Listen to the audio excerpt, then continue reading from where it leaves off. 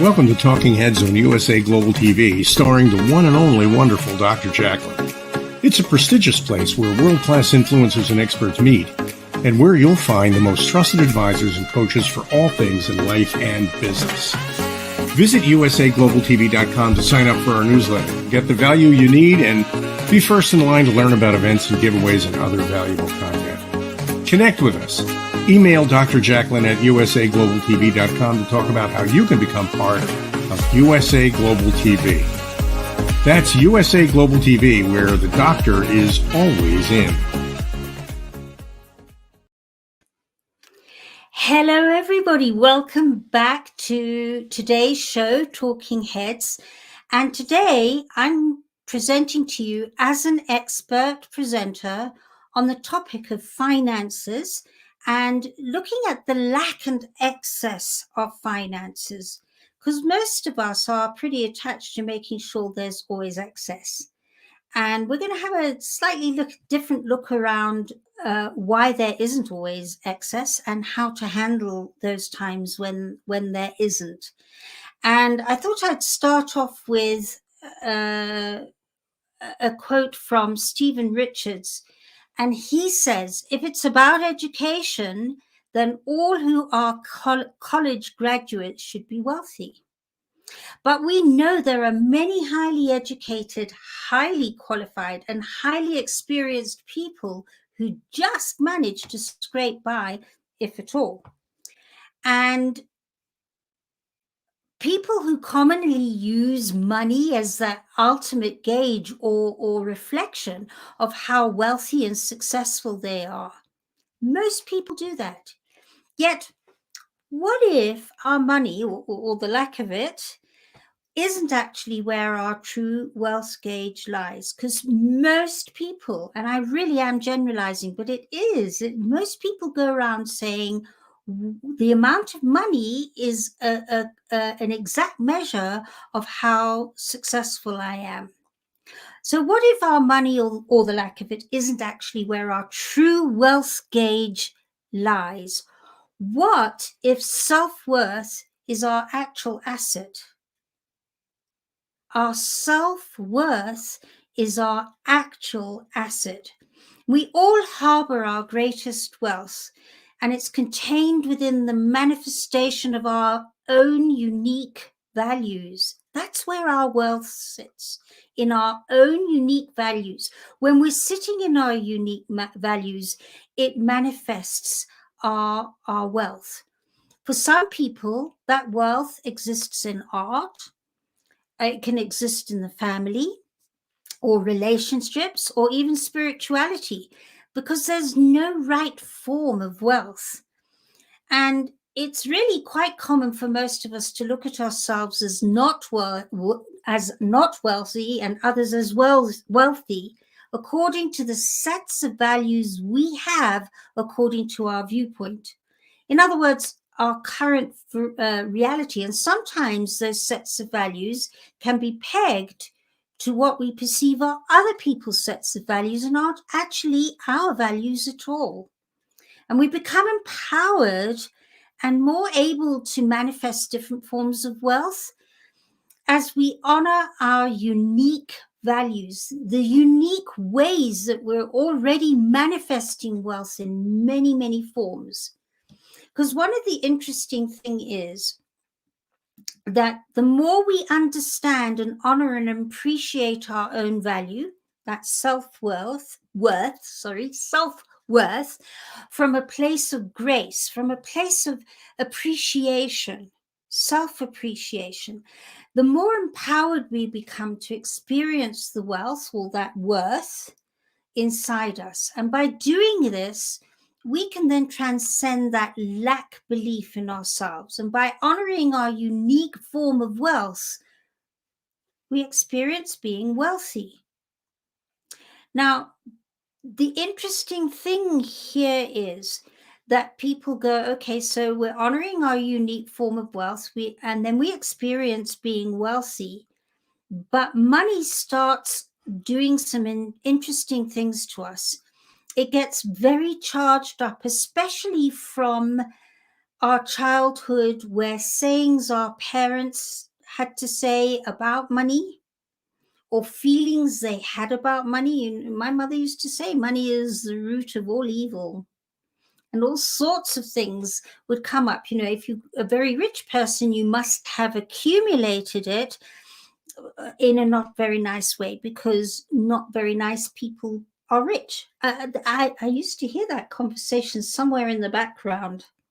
And I'm sure if I was to say hands up to those of you who are listening tonight, you'll all go, yep, I've had a similar child or heard similar or whatever. But what if I was to say to you that we all forget that money is all a part of creation? It's a part of the universe. And in actual fact, those of you who've been following me have heard me often talk about the cycles of life, the negative and positive charge, and that negative and positive together creates a current, like the electricity current that's giving us this presentation today. And we go around saying, yeah, I get it. There's a current there. And without the current, it would be disempowered. But what most of us forget is money is part of that same cycle. And that is why it's called currency. And if you watch a current and study a current, whether it's the waves coming in and out of the beach or the sun, the moon waxing or waning, there's always an ebb and a flow. And I'm going to touch on that a little bit later. So let's talk about being wealthy, because when you're wealthy and you understand the value of currents and currency, then also linking money to your highest values, as you realize that you're just dealing with another form of cycle that's been given a lot of energy, excess energy. Money's been given a lot of excess, unnatural, distorted energy. But when you link money, understand it for its pure currency that it is, that it's a way to make energy flow in new forms. And you take that energy of money and you attach it to your highest values, you become able to manifest more financial wealth. So in terms of finances and wealth, many people perceive that wealthy people have accumulated money because they have high self-worth. And yet, for many self-made entrepreneurs, it was their internal voice of, I'm not good enough, I'm not good enough, I'm not good enough, that eventually motivated them to strive to show to themselves that they were good enough to become financially successful. I went through this many years ago, where when I was in the spiritual side of my life, doing a lot of intuitive work, a lot of intuitive workshops, I had this thing that I couldn't charge people because I was doing this work from the heart. And when I was able to see the worth of what they were getting and the worth of the content, it became value. And I attached that highest value to the monetary value. Suddenly, my work became worthwhile. And suddenly, the people who worked with me with my work and booked me began to feel that it was more valuable. It became more valuable work when I healthily attached the currency of money to my highest value and saw its worth and attached that worth on a monetary level. And then suddenly everybody respected and felt my work was worthwhile. And even down to learning that work, when I started investing into it and finding the money when at times I didn't have it, it gave that work worth. And that's when you can shift money and finances to become very powerful. And how we manage our internal wealth talk, those thoughts and emotions, is key to skillfully living a wealth-filled life according to our unique value system operating at any one time in our lives. Now, that doesn't mean you're going to have all flow because you've now attached to your highest value. And now everybody's saying it's worthwhile. You're feeling it's worthwhile because the ebbs are as important as the flows. That's the negative and the positive. And when you can sit down, and all businesses talk about business trends, their charts do this. As the ebb and the flow, sales go up, sales go down, sales go up, go down, sales go up, go down. And the secret is that you're growing them as they're going up and down. It's always happening. So it's not about getting rid of the ebb. It's about learning how to manage the ebb and understanding when those ebbs happen, as much as they're very trying and testing, there's a value in not having the flow in that moment, space time. There's a value because it might, for way of example, push you to come and start using new problem solving skills or analytical skills or negotiation skills. And the people that you pull in during that time of ebb would not have had that experience with you, and it's teaching them things as well. It's teaching them perhaps communication skills.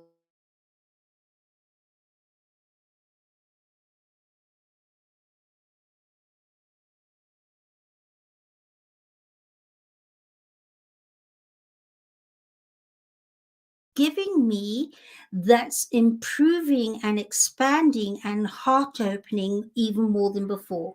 Well, I can give you a list a mile long when it does happen. It really pushes me to reach out in a place of authenticity. If you're going around all the time saying, oh, this is my self-worth and this is my true aspiration of what I want to do in life, and I want it to always flow, well, we get complacent, perhaps even cocksure, and we suddenly start not caring as much sometimes, or not learning the subtlety of how to balance out what we're doing with others. So the ebb time is a great place to readjust, to reevaluate, to embrace old skills and fine hone them, so that you can turn the ebb side into as much a place of appreciation as it is a place of challenge. And of course it can be a place of challenge, and usually is.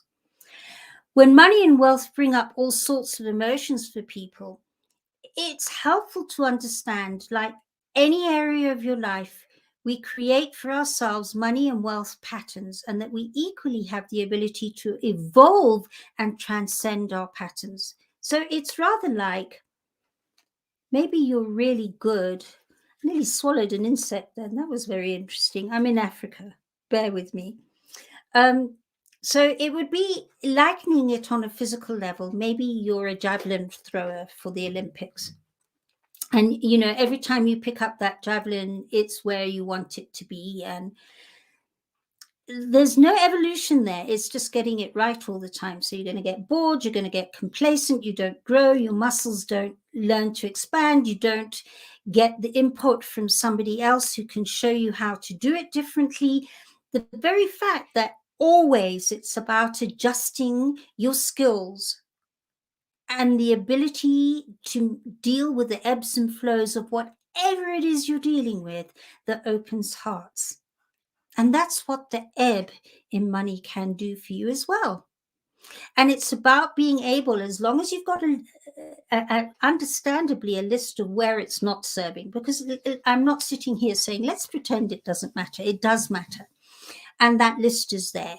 And it's very valid.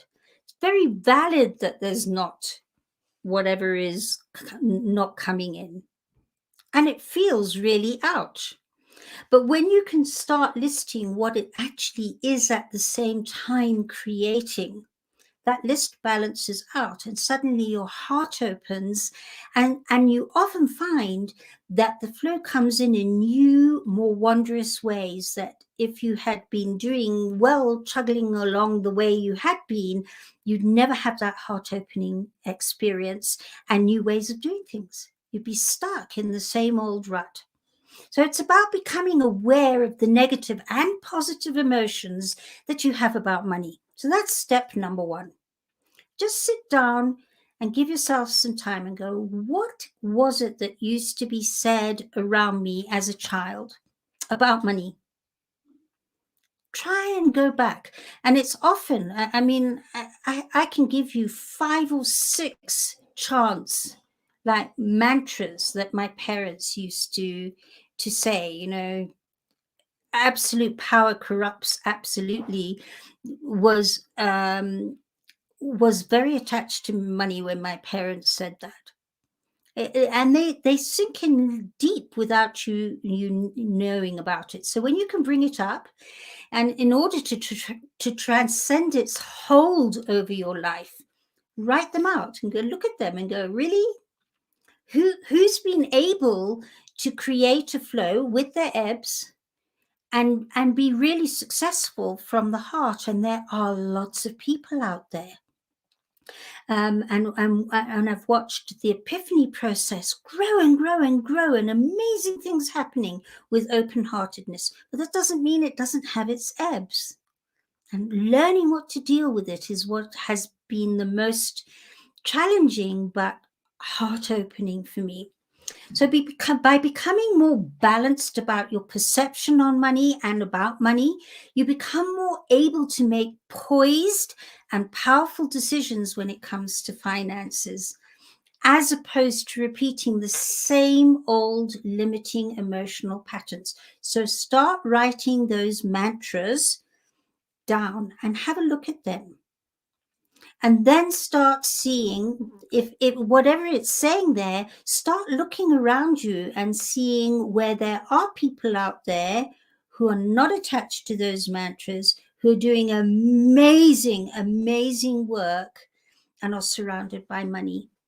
Hasn't corrupted them. It hasn't made them any difference. And they're very, very quick to tell you that they've had tough times with it, that it hasn't all been amazing and fabulous and out of this world. And if they're really in their true reality, they'll tell you what they did about it. And those are very powerful people to surround yourself with. But just have a look at your mantras to begin with. And then start, if you're in an ebb right now, and we were saying earlier, Dr. Jacqueline and I, we were having a chat and saying there are a lot of people out there at the moment dealing with that. You know, things have got tight, and it happens. It's happened from generation to generation, from war to war, from depression to depression. It has happened, and yet a lot has come out of those trying times, where inventions have come out, people have thought outside the box, come up with solutions.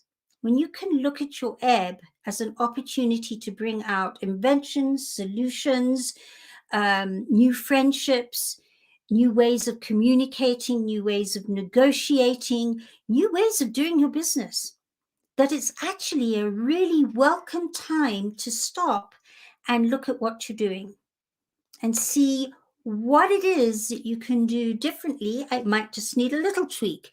It might need a load of tweaks. It might mean sitting, watching and observing for a while of where your true values may have shifted. Maybe it's happening because what you did value and you'd attached your self-worth to has shifted. And so with your shift of energy, it's not attracting quite so much monetary gain as well. It could be that. It could be a redirect in what you're doing.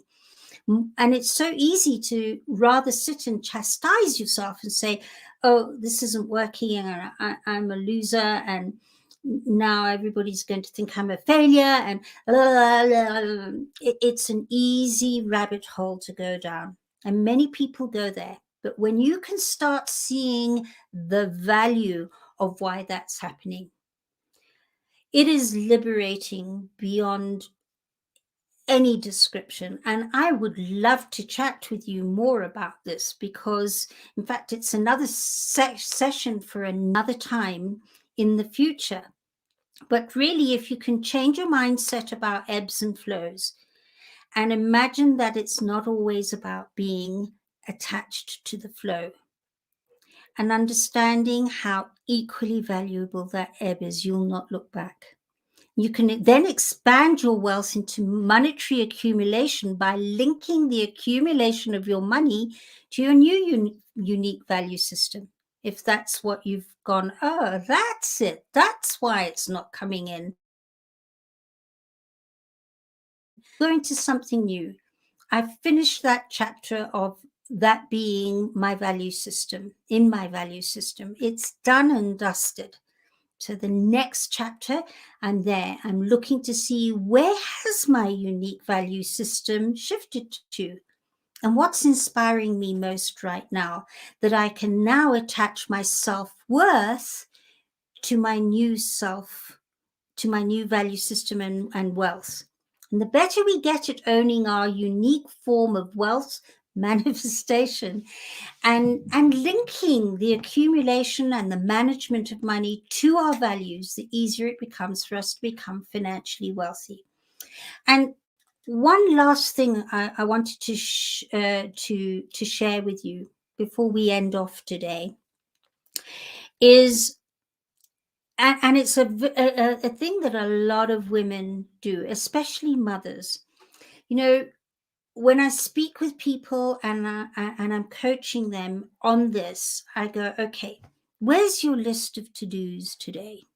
And they go, okay, I've got to go to the grocery, feed the dog, walk the dog, take the kids to school, buy their uniform, watch their sport, and there's this, usually a husband's included in there somewhere, maybe mother, father, sister, brother, cousins, whoever. And they finish their long list and they show it to me. And I say to them, where are you on this list? What do you mean? I said, well, you don't even feature on this list, but without you, there wouldn't be a list. Without you, there wouldn't be actions. Yeah, but this is important. So, okay, so where is it? Where are you on that list? Well, sometimes they're not even on that list. Not even there. And if they are, it's usually the very last item on the list. So I'm going to suggest this to you. When you put yourself number one on that list, which is quite difficult to do as a mother because you're supposed to be this selfless person.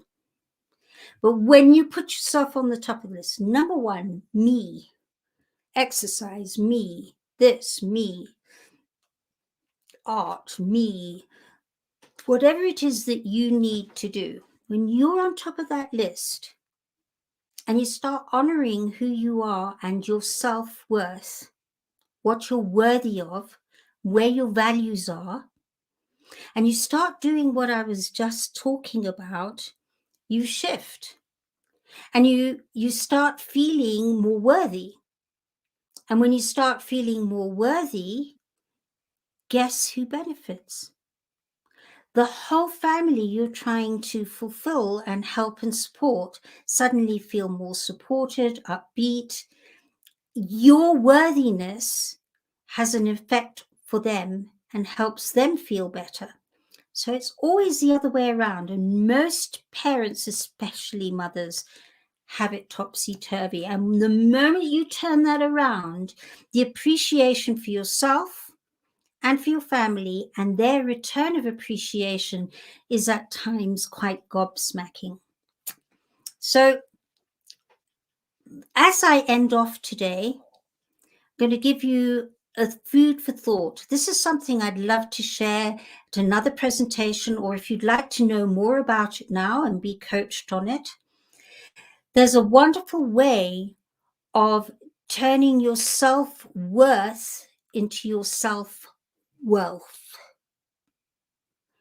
and how to attach your self-worth to your self-worth is a series of questions and exercises that when you finish doing it, suddenly, instead of having to make sure you bring in an income and having to have a job and having to make sure you can pay for things, suddenly becomes really, really joyful and heart fulfilling, hearts open. You feel appreciative, filled with gratitude, spontaneous love and acceptance.